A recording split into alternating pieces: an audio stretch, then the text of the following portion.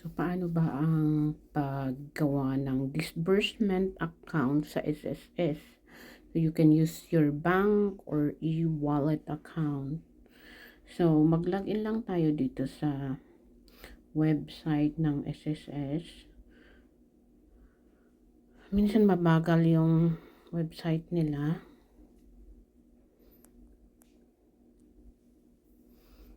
Okay, so wala ninyo to, tapos agree, and then makikita ninyo yung mga doon yung tab sa taas niya, yung services, tapos click lang ninyo yung disbursement account. So yun yung enrollment,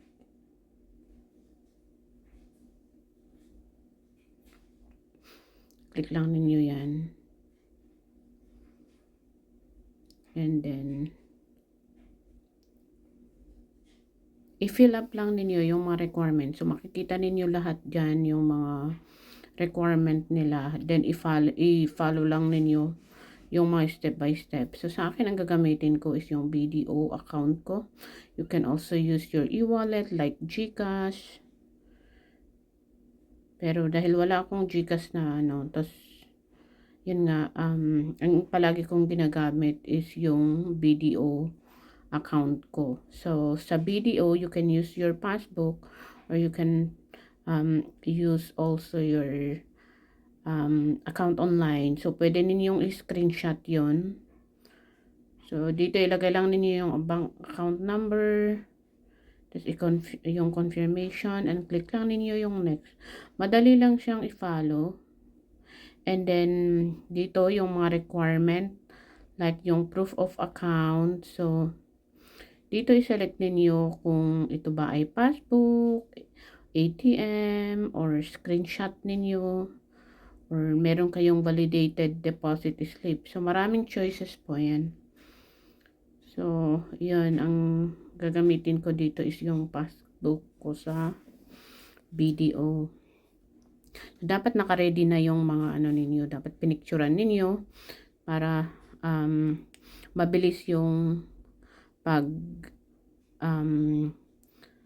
fill up ninyo ng mga dito, yung mga requirement. Kasi minsan pag mabagal, minsan naglalag out, or naglalag out. So ito naman yung mga requirements for yung mga ID cards. So yan ang mga requirements. So ang gagamitin ko dito is yung SSS card ko. So yun, naka-ready na din dito. Tapos upload lang ninyo dito. Tatlo yung requirement dito eh. So ito yung photo naman, kailangan picture ninyo yung sarili niyo, like a selfie with your account and your yung ID na ginamit ninyo. So naka-ready na din sa akin yan. So i-upload ko lang dito.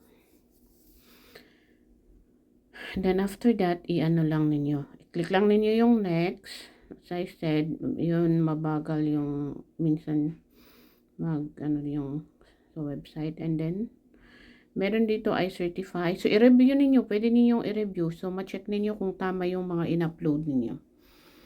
And then dito naman, i-click lang ninyo yan, check ninyo, I certify, blah blah blah. And then click lang ninyo yung proceed.